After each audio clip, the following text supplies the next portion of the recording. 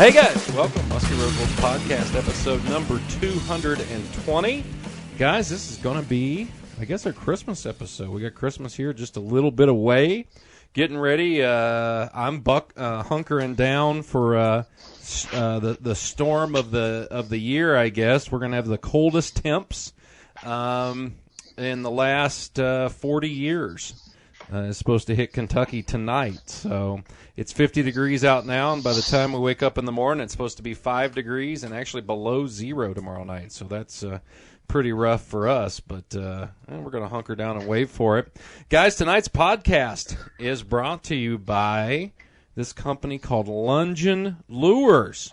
Guys, Lungin Lures, you need to check them out for all your crankbait, spinnerbait, bucktail needs. They're also the sponsor of our Lungin Lures text line, which is 606-776-6570. And on the phone right now, I actually have one of the two Lungin members, Matt Gunkel. Matt, what's going on, buddy? Hey, Greg. Just staying inside away from the Christmas blizzard we're getting right now. Yeah, you guys are getting it. You guys are hitting it before us here in southern Illinois. What? Tell us a little bit with the Lungin stuff. You got anything new happening here, or anything exciting? We're working on a couple things, but I don't think they're going to be ready for the end of this year. Maybe till the middle of 2023. We do have all of our custom colors for the winter, kind of for the show season, all set, and we actually have posted them on our website about a week and a half ago, so they have been available for people if they want to do Christmas presents or just get a jump start on the show season. All right. Well, guys, check that out. It's lunginlures.com, LLUNGEN, lures.com. I want you guys to check that out. And again, sponsor of the text line, 606-776-6570. Once again, Tony Grant is still down in Florida getting a suntan. Looking all nice and shiny, baby oil rubbed all over his body. It's quite the scene down there right now. But we'd love to see you send him a text. I would actually love for you just to send him a text and check on him, see how he's doing. And if you have any pictures, the rankier the better. If you're, as I always say, he would love to get some pictures down there. He'd love to get and find out how everybody's doing. So make sure you text him on the Lungin Lures text line, 606-776-6570. Also on the line, we've got Ken Trail from over in Virginia. Ken, how you doing, buddy? Doing well. Merry Christmas, everybody. Merry Christmas. Yeah, we're getting really close here. And Ken, I don't know, Matt, have you been fishing at all?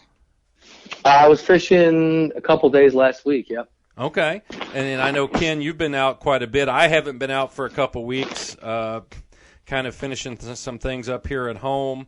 Matt, I'll ask you first. How was fishing down in southern Illinois? How has it been? For this time of year, I thought that the fish activity levels overall were pretty were decent. I got one half a day, and I got a smaller low to mid 30s on a rattle bait, and then lost another fish that probably was in the lower 40s. Nice heavy fish, kind of lost it right at the boat, trying to net it solo. And the next day I got a full day of fishing in, took out one of my neighbors, and we got a high 30s, and he had a fish that came up to the boat twice, fishing on some brake lines on a 22 long, but didn't. Went around about 7 times and did a lot of kind of half-hearted attempts to bite the back of it, but never quite got it hooked.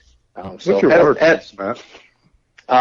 Well, before we got these brutal temperatures that just came in a couple hours ago, they were about 48. Wow. Yeah, that's still pretty warm because we haven't. Ours are actually, the last time I was out, which was a couple weeks ago, we were already seeing cooler than that in places. So that's still really really good. How about you, Ken? What's happening down there on the New and the James River? Really starting to kick into our winter pattern. Our water temps are It just kind of depends on what river you're on and where you're at, but mid upper 40s. Um, bite's been really good. Actually caught a couple of fish on a lunging 50 cal last week. And I was thinking about that when you were doing your promo for lunge. We use them as twitch baits here more than we use them as troll baits or crank baits. I use a 50 cal bunch and 22 longs, and it's that 50 cal in the wintertime here is really, really good, especially when the bites, fish are kind of in a negative pattern. We'll get to twitching some, and I like to grind the bottom when they're like that. And so how deep Ken, how deep are those baits getting down for you when you're twitching them? It depends on how aggressively you work them. A lot of times in the winter, I'll crank them until, usually when I'm doing that technique, I'm in about 10 feet, 8 to 10 feet, and I'll crank them on down hard. And most of the time I'll hit the bottom, and then that's when I'll start twitching, just twitch, and I'll give it a good pause and 2-3 seconds, and I'll twitch it really hard again and give it a 2-second pause. And when those fish are kind of in a negative pattern, it works. Sure. Kind of get it down in their face, and those longer pauses really, they kind of make them react, especially when you go at it again. So, Ken, 8 to 10 feet in those rivers that you fish, is that considered deeper water, or is there deeper holes than that you're in as well? Yeah, we fish deeper water in the winter, but probably wintertime, 8 feet on the new river is about an average of what I'm fishing. There are days that I'll fish 12, 13, 14 feet. And most of the sections I fish, that's about as deep as it gets. There are places on New River that it gets deeper, but majority of winter holes are somewhere between 8 and 12 feet. Okay. So that 50 cal is a awesome bait to do that with. You can really work. You can work the whole water column with it, depending on how quickly you work it or how slowly you work it. Sure. No, I was wondering, is there any special colors? I know you're in a river system down there, and is there any special colors that you notice? I know here in the creeks and rivers around here, it seems like the browns, anything with like a brown in it, walleye, sucker, stuff like that, or even some of the chartreuses actually are pretty good. Yeah, on the New River, the brighter baits work well, but that walleye pattern that Matt and them have is a great pattern for us here. And we don't have a ton of walleye in the river. It's just a good, that yellow stands out. It's still natural. It's a good pattern. And what's the kind of that bass pattern, Matt? The white and green. Adam paints that on his baits too. Naked perch. Kind of like it's kind of a bland with a white belly. Yep, that's it. Yeah, that's another perch. Really good color here. So that olive green color you're talking about? Yeah. Yeah, with the white belly. That's kind of like a staple in the rivers. I know another tackle manufacturer, that makes the deadheads. Can't help me out here. Speed. Speed, yes. Jones. Speed Jones, Yeah. The baits he makes, he calls it magic. And Magic, in that color, it's kind of it's like an olive green, little bit of gold on the side, not much, and white belly. With the cream white belly, I have a couple of them too. I've caught some fish on those, so yeah, I know that color you're talking about, magic. Yeah, and that's in the winter time when that water turns green, that deep green winter color that we get on the rivers here. There's really no better color. It's just that pattern. For whatever reason, it just gets annihilated. There's a reason a lot of people kind of started painting a lot of the bait makers, basement builders in this area started painting that pattern is because it gets, it's a killer pattern. Yeah, Widowmaker. Widowmaker, yeah, Widowmaker tackle. They that was kind of the first ones to really doing that. That color, and it's kind of weird. Because it's kind of the same thing that we would see on St. Clair. You'd pick out a bait that kind of matched the watercolor, trolling, and I've noticed it here, even like trolling in the spring, in the mud. I've caught a lot of fish on golds, and browns in the mud. You can't see the damn thing, and it's kind of weird how that. And I've noticed it again too in the greener water and the bluer water, the different color waters that you find. Those baits that kind of blend in a little bit do seem to be what they like to really get those fish going. Matt, how was Kincaid as a whole this year? Did you think it was kind of business as usual? Was it, slower in the spring? And, of course, the summer was too hot, but in the fall. Yeah.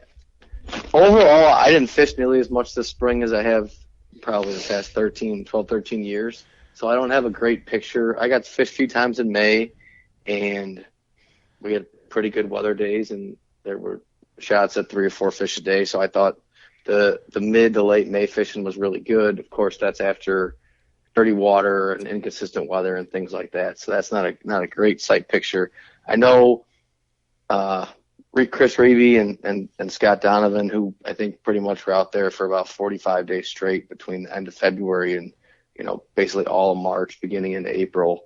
I think they both averaged over a fish and a half per day in their boat, which that time of year is pretty good. Because as you know, you get a cold front that time of year and it knocks those water temperatures down, and it can really make fishing tough for a couple days, as well as when we get those 3-4 inches of rain at once, it seems to kind of shut things down for 3 or 4 days.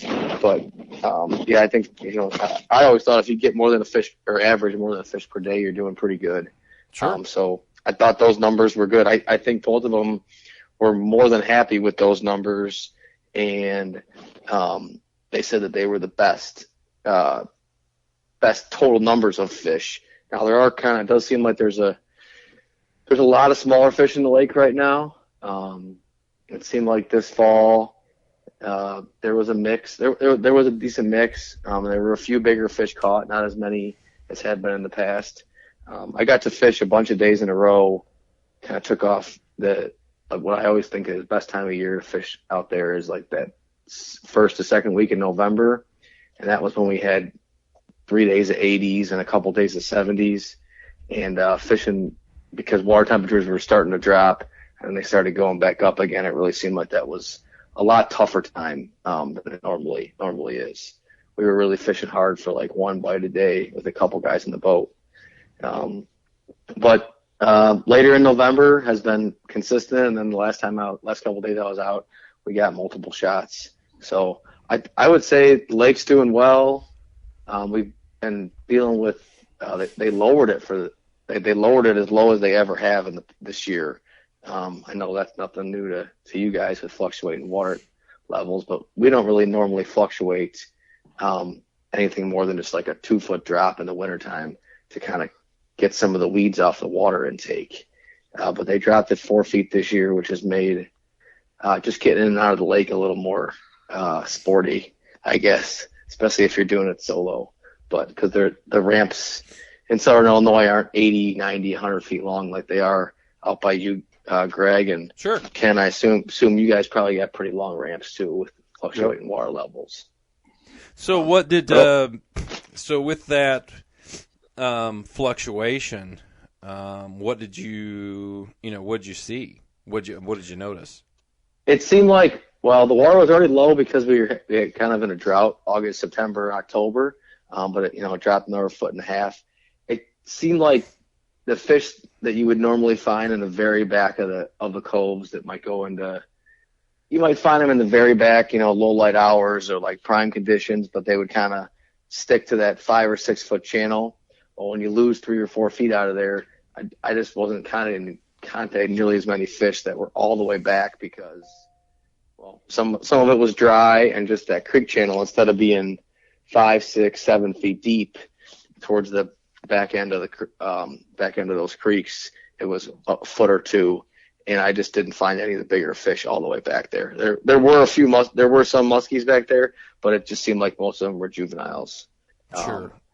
And so, with the water being lowered, it's certainly a little tougher to maneuver through some of the thickly or heavily wooded coves too, because some of the areas you almost have to play bumper boats just to get through now, and used to be able to kind of glide over some of them and just have to worry about 1 or 2 in general area, and now all of them have 2, 3, 4 foot of wood sticking out.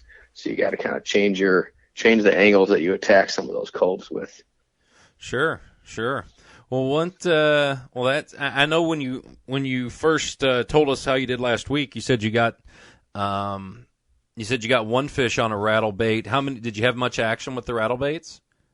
No, 3 of the bites were on the rattle bait. So the first half day, I got 1 and lost a pretty decent fish on a rattle bait, and the second day, we had a shot at one on a 22 long, and then we fished a lot of our baits. I threw rubber actually on almost all our main lake spots. Didn't get bit, which is fairly unusual for those water temps. And then we caught one. It's at about 7 or 8 feet in a cove, kind of in a timbered cove, and that was on a rattle bait too. So, okay, let's talk about that. I mean, because most of what has been written and talked about with rattle baits, and this is something I've seen too, that, it's a spring bait, it's an early spring, not many guys are throwing it any other time of year. I've personally had, I know on New Year's, it was like, what was it, January 3rd, I had a 4-fish day on rattle baits here one time.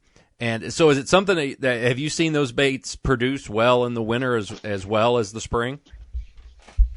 Yeah, I pretty much put them in the rotation once that water kind of gets steady below 55 in the fall. I don't really fish them on any kind of like big open main lake structures or things like that where I feel like I like to have a little bigger bait, a little more drawing power. But in kind of the confined spaces that a lot of our creek arms are, or on like flats that are just like you would in the springtime, kind of more towards the back end. The only difference I find in the like I would call like late fall right now or last month or so, and then through the winter, is that a lot of times I'll let the bait get a little deeper in the water column, and I'll, instead of targeting a lot of that 3 to 7 feet, I'll fish. It seems like most of the fish kind of stop unless you get like a really good weather pattern of 60, 70 degree days, 4 or 5 in a row. The fish kind of stop at like 5 or 6 feet. They don't really go they don't seem to be any farther back than that. So a lot of like the 10, 12 foot timber flats or channels that have timber, scattered throughout them seem to be the best places to throw a rattle bait in the wintertime, late fall, or what you consider kind of winter temperatures. Now, with that being said, Matt, are you letting that bait sink before you retrieve it? Are you trying to hit shore with it? Are you reeling it halfway back to the boat and then letting it sink down a little bit? Kind of give us an idea on that. Yeah, so if I'm fishing it kind of just on if I'm landing my cast in a deeper water, I'm pretty much always counting it down 3 to 5 seconds to try to keep it at least in the middle of the water column. If I am just sitting in deep water, casting into shallow, I'll kind of burn it back just to kind of keep it free of debris and leaves and mud, and then I'll kind of slow my retrieve so that it'll follow the taper of the bottom a little bit. Sure. Because I don't really want the bait higher than 4 or 5 feet when it comes to the boat. We don't get a lot of fish that eat in the figure 8, but I usually get a couple a year in January and February that actually follow all the way to the boat. And most of the last 3 or 4 that I could think of that stick out in my head, none of the fish I actually saw until I made a turn or two, and the fish just came out of nowhere and ate it. So they do follow them still a little bit. it seems like most of your hits come away just like in the spring, but every once in a while you'll get a fish to eat at the boat too. Sure. Well, that's pretty cool, because I know a lot of guys that don't think of those baits in the wintertime, and it's definitely something that has produced for us here, and it's neat to hear that you're getting the same action over there. Ken, how how was the year for you? I mean, was it, again, business as usual, or did you see some different things happening? Well, I mean, the winter bite was good. The January, February, March, May was probably the best May I've ever had. I think I went 24 of 25 days with at least one fish in a boat. Most days were multiple fish. Nice. June was good. Not as good as May, but it was still really strong. And this fall, we just kind of started in a drought situation about mid-June. And this fall we had such low and clear water conditions. It was, we were moving 20 fish a day, but just couldn't get them to go. They were stopping 8-10 feet from the boat and giving us the fin and swimming off. We caught fish utilizing, speed and smaller profiles and that kind of thing. But this fall was tough. September, October, November started getting better, and I take off most of November to hunt out west and hunt here, and so I didn't fish a ton in November, but towards the end of November we started getting some rain, a fair amount of rain, and got the rivers up, and our rivers are in incredible shape right now, and the bite has just been fire. What, Ken, are you going to get this big front that we're getting? Yeah, we got a portion of it today. We had like a little a preliminary round, and tonight, we're colder than you are right now, but we're in the 30s, but by I think 12 o'clock lunchtime tomorrow, we're supposed to be down around 7. Yeah. And tomorrow night, wind chills and close to negative 15, 20 degrees. That's lovely. It's going to be crazy. So, that starts making me nervous. We rarely freeze up here. Mm-hmm. But when you start getting those temperatures in December, and, last year it kind of happened to us too. We got a real strong cold front for like 7 days, and our water temps in December, towards the end of December, were like 33 degrees. Wow. And I was like, we're going to freeze. I was like, we're in trouble, and we ended up not freezing, but, you start getting those single digits and teens, and next thing you know, your musky pools that you're fishing this time of year are iced up, Yeah, that's kind of, but we're supposed to warm up. We are too. We're supposed to warm up starting here. I think it's supposed to start warming up Monday, because it's. We're supposed to be exceptionally cold the next 3 days, basically, and then Monday we're supposed to warm back up, and I'm actually driving. I'm the really smart one of the group. I'm actually driving to the northwest angle.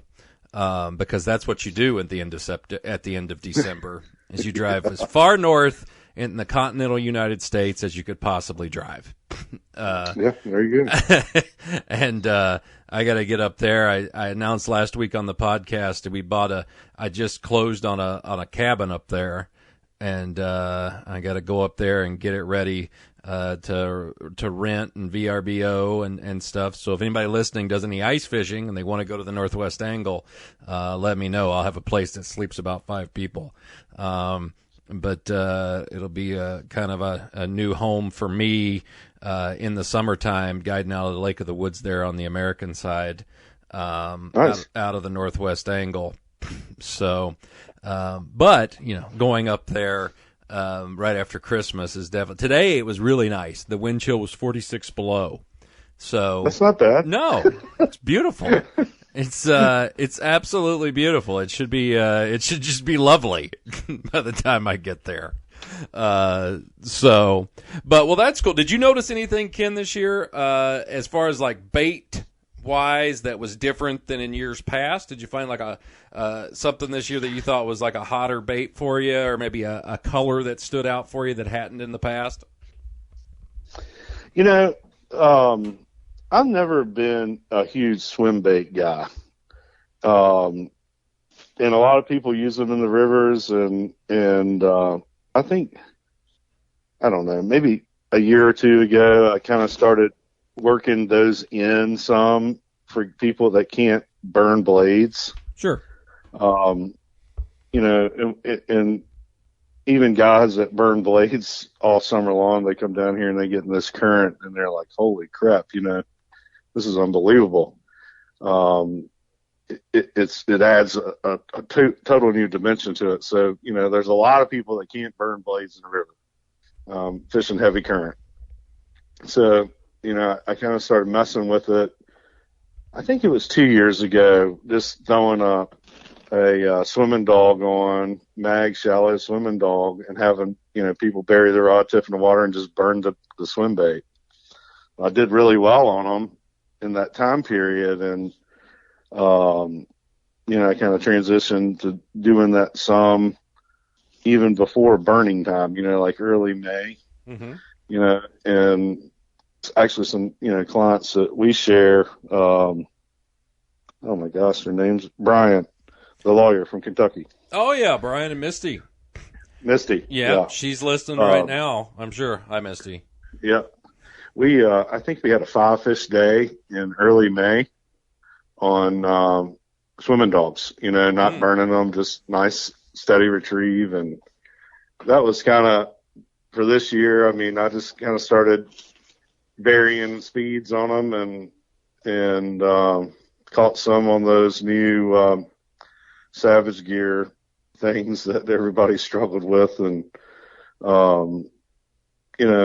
I don't know. That was kind of my new bait of the year that I really focused a lot of attention on and caught a lot of fish on. But, I have a hard time getting away from my regulars, my tubes and glide baits and all that good stuff. No. Yeah, Ken, I bet your clients were extremely happy when you gave them a swim bait that's probably about the easiest bait to fish in the box, as opposed to trying to burn 9s or 10s in heavy current. Yeah, it's great. It's so easy, and it's a guide's dream to have a bait you can just hand a client and be like, just throw and reel it. Yeah, you can't fish them wrong. You can't. You can jerk it, twitch it, reel it, and baits like that are just, rattle bait's another good one. I'm going to try using it some this winter. You kind of put a spark in my eye about that. I use them in the spring, even on the river, and there's not a lot of people that do that, but the guys that know. I burn rattle baits in the springtime on the river, especially on some of those flats, and just catch the crap out of them. Have you had success? So that's one place that I actually have not had success, is fishing some of the rivers with rattle baits. I've caught them on other rivers, like just kind of bass fishing or other kind of species fishies on a random rattle, smaller rattle bait. But I've never caught them like when really targeting them in current. Yeah, it really, for me, the rattle bait gig kind of started about, 8 years ago. 8 years ago probably. Tony gave me some rattle baits, and it was not long after it was probably February. It was after the Pittsburgh show, and the water was super dirty. We had a bunch of rain, water. It was like almost zero visibility, and the clients wanted to come anyway and fish and give it a go. And I was racking my brain, like, what are we going to throw? And I put rattle baits on. and we caught, I can't remember how many fish we caught over 2 days, 4 or 5, in almost zero visibility water on them. So I was like, you know what, let's start utilizing, because, I'll fish them like Cave Run, and when I'm up there for PMTT, and when I go to Stonewall in the springtime, I'll fish them there. And there's places, Tennessee, I'll fish them there at Mountain Hill in the spring. But I really had never, tried it here. And from there, I went to really trying to start focusing on not just using them in dirty water, but hey, let's try this like I do normally, but it's a little bit different, in the river. I'm really focusing on those spawning flats with them. I rarely catch any bigger females with them. I have, but normally it's those aggressive males that are just, moving into the spawn flat, and they're trying to set some level of dominance, I guess, and you get in there and start burning those rattle baits, and you can put it on them. I mean, if they're really on them, you can put it on them with them. That's interesting. I think, at least my fishing in general, whether I'm fishing big baits or small baits in the springtime, the biggest females that live in the systems are always pretty hard to trick in the spring. I mean, you have a good chance because you can usually get a bait in front of them because they are a little more vulnerable being shallower and stuff. But yeah, the bigger ones are always a little trickier. But you can't fool them in the spring some, which is why everyone always tries to chase that big fat pre-spawner. Well, that's interesting. Thanks for adding that. And that's somewhere I haven't done it. You also mentioned you fished that. Is it the Savage Gear sucker? Is that the one you kind of mentioned there? Yeah, have you modded, like, done any modifications to get that back hook to kind of stay in a little better? Because I have a couple of those, and I just I've messed with them. I like the way they look, and I actually like the way they swim if I could keep the hooks in them.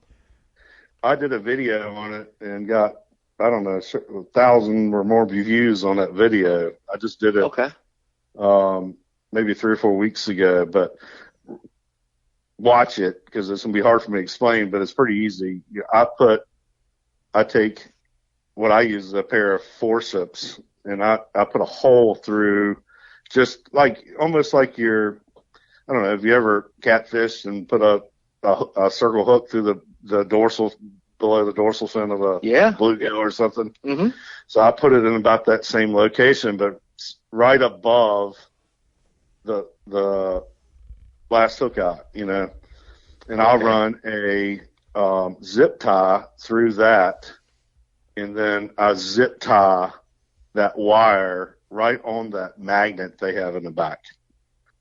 Oh, okay. And then that keeps the hook right there. And if a fish were to really, really thrash hard, it could pull free and still be hooked. Yes. Nice. Okay. Cool. I'll have to check out that if you video go on, too. go on my Facebook page. It's a couple posts down, but I did a video on it showing how to do it, and there's still, a pain in the butt. I mean, you'll get 3, maybe 4 fish on one, and the whole insides of them rip out. It seems like, I mean, in my mind, rubber baits, I know they're getting more expensive, but if you get 3 or 4 fish and if they're not all 20-inch pike, I'm kind of happy with that at this point. So I'm all right with it. No, exactly. Right. The swim baits, Ken, did you find any luck with them when the water got really clear there in the fall? I did, just burning them same way, and I downsized. Excuse me. Last year, all I had Brad send me was the magnums, and this year I told him to put a couple of the regular size in, and I just downsized to that regular size, and still, we're burning them. Yeah. I think one of the advantages of that swimming dog too is that you can throw it a mile, and in low clear water on the river, that's important. I mean, if you can, the longer your cast, the better chance you got, where the fish can have a chance to jump up, follow it, and decide to eat it before it gets to the boat, you know? Sure, I think that's just the way it. That's the way that it definitely works in that clearer water, longer cast and stuff. Will definitely be able to work better for you there. The thing is too is those swim baits. It's funny because they've kind of taken the world by storm in the musky world at least, because they are an easy bait to fish. But I think there's something that people think that you got to work slow rather than actually add some speed to it, like you said. Yeah, I had a lot of guys and gals both that have fished those baits, and a lot of people had confidence in it. They've caught fish on it, but they were, they follow it so much and they don't eat it, or they, da da da. And I'm like, speed it up, all day. I'm like, speed it up, speed it up, speed it up. And even now, if I'm fishing, I'll fish them now in the wintertime. And initially, I'll let it sink a little bit and kind of slow roll it to start. And then I want to pick up the pace, and then I might pause it again and let it drop a minute or drop 3 seconds. And then I want to pick up the pace again with it. And, I've had more luck even in cold water with that bait moving. I don't know if it's the thump of the tail or just making those fish react, and I'm a quicker bait, like glide baits in the wintertime. Everybody wants to just bump, bump, bump, and I've got some pace going to it, I'm just I move the baits quicker than most people do, even in cold water. And, I might not get as many follows as the next guy, but I seem to get the more fish because I'm getting those reaction bites. You know what I mean? Oh, I get it. No, I totally get that. And, for guys that are wanting to know, it sounds like that you're liking the Musky Innovations, the swimming dogs. Guys, check those out at muskyinnovations.com. They're making several sizes. Have you tried any of the real big ones, Ken? I have, and I will use those in the wintertime. When the bite is like, we were talking about using the 50 cows when those fish are really negative. I'll take those bigger ones and I'll crawl them. Okay. Just crawl them. And I think that's when they look the best anyway.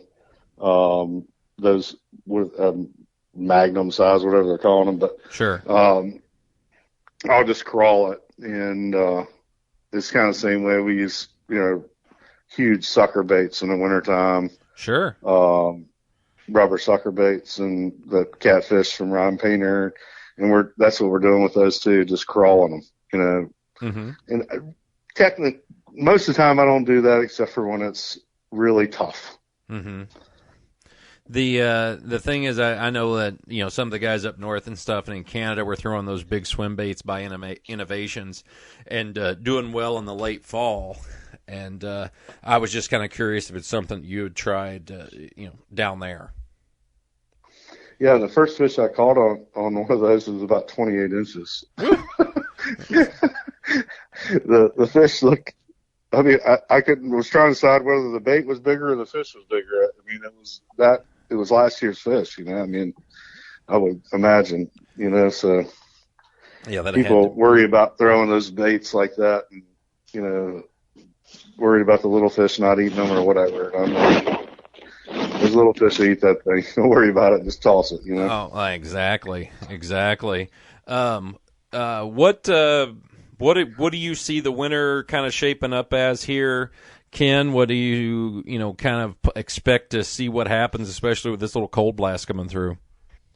Yeah, I think it's going to be tough the next few days, obviously, with this cold blast. But I think we were talking about it earlier. We're supposed to warm up mid next week, so when that water temp starts to warm back up, they'll go on. We've had a really good December. Some of the guys that work for me that are having great months, and some of the other local guys are really doing well. And I look for it to continue. January and February are typically huge months for us. I mean, we'll catch a lot of fish, and I'll start focusing on those big girls, here in about another 3 or 4 weeks, and trying to catch that 40-pounder. That's what we're after. Exactly. Now, Matt, what's going to happen there? Is Kincaid going to get some ice on it, you think? Yeah, I think with as nasty of a cold blast, as cold as it's getting, we'll probably get some ice in the back bays, but it looks like just a day or two after Christmas, it's going to be right back into the 40s and then even into the 50s by the end of the week with some rain. So I don't expect it to last very long. And I expect the water temperatures will probably shoot down, which really is, in my experience, is fine, because it seems like once the water temperature gets down to that 38 to 42, give or take, where it seems to kind of stay a lot of the wintertime, it seems like the fish don't move as much, and you won't find them anywhere from 3 feet to 70 feet. There's some fish that are kind of like in early but deeper pre-spawn staging areas, or little basins that are kind of right next to the pre-spawn staging areas.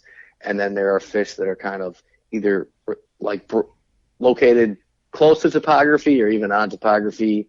And then there's still some fish that are kind of just out over deeper shad that you can kind of target jig and casting or trolling. So it seems like when the water's like 48 to about 60, there's fish a little bit everywhere. Whatever like your pattern that you like to run, and whatever bait you want to throw, you pretty much can catch fish on once that turnover finishes. But there's still it seems like there's still a lot of fish transitioning and a lot of fish moving around, and it can be a little harder to stay on them if you're not fishing every single day. Sure. No, that's why that wintertime's good, man. Yeah. Once they're staying it, or once that you see kind of, Ken, once that water gets into the 30s or right around 40, once there's fish in an area, they're pretty much going to be there till the end of March or April. They might move a little deeper, a little shallower, depending on weather conditions or something, but they're going to be pretty close. Yeah, I mean, when that water temperature drops, and those fish, they're just going to move to that deeper water for us. I mean, deep, slow water, it just congregates them and makes it so much easier to target them. Don't mean they're going to bite every day, but, you're on fish all the time. That's just where they are. They're not moving. They're not transitioning. We'll get a little transition movement to spawning areas, late February, first part of March. But typically a lot of, the wintering holes, they're close already. There's flats in those wintering holes and sandbars and stuff that they're going to use to spawn on. So somewhere between 1st of December and mid-December, those fish are there, and that's where they're going to live for the next 3 or 4 months. And it's not a guessing game. Where they are. You just got fish on top of them. No, that's definitely. You just got to put them. Sorry, Greg, go ahead. No. I was just going to say that definitely is nice when it kind of congregates them into certain areas, and then it just comes down to what and if they want to eat that day. That's right. Kind of becomes the main target. I know around here I've heard of a few river fish being caught. I know Jason Jackson, his girlfriend Sunny, she caught a nice one last week fishing, and they do a lot of shore fishing in the winter on the smaller streams, and it's pretty pretty amazing that some of these little streams can get fish to they can get these nice fish to go. And the thing is it's usually less pressure too. So we're able to get those fish to eat. Yeah, that's the beautiful thing about where Jason and Sonny are fishing. That's some of those places they're fishing, they probably get almost zero pressure. It's awesome. Sure. No, they not many places in the Musky range like that anymore. No, that's the thing. They want to But to go after the fish where they're going after them, though, you gotta want to. That's right. To get that's what it seems like. Pressure. Yeah, exactly. It seems like they to get there they gotta hike in or hike out or climb, or it's always pretty tough to get to, from what it sounds like talking to Jason about some of those spots. Yeah, which makes sense why there's not a whole bunch of guys going to do it. Oh yeah, exactly. Well, guys, I appreciate you coming on here with us tonight. Matt, what's with lunging? What can we expect to see here for the winter time coming up? So like I said, we don't have any new baits that are out yet. We're working on a couple products, and we're working on getting some of the stray cat lineup into plastic to get that price point down a little bit. The mold not totally finished yet for the stray cat, so we're hoping to have that by this spring. We'll see if it happens or not. But we'll be at the Ohio show at the end of January this year. Nice. Looking forward to that, and we have posted most of our show customs on our website, and we'll have probably the rest of them right after Christmas that'll be on there. All right. Well, Ken, how can somebody get a hold of you if they want to come down there and go fishing with you this winter? Easiest thing to do is jump on the interwebs and look up rockoncharters.net. .net, that's the key. There's actually another Rock On Charters down in the Outer Banks that does saltwater fishing. And they're not the musky ones. And they're not the musky guys. All right. Well, good deal. Well, guys, thanks for coming on here. And once again, to everybody listening, we do wish you a Merry Christmas. Please check out Musky Hunter, muskyhunter.com. And next year, if you want to do a little fishing in Kentucky, Lake of the Woods, or in Minnesota, you can always shoot me. Go to my website at battlethebeast.com or give me a call at 606-776-6729. Guys, thanks for coming on. You guys have a Merry Christmas, and I'll be talking to you a little later. Thanks, Greg. Merry Christmas, guys, and everyone listening. You all too. All right, see you. Bye-bye.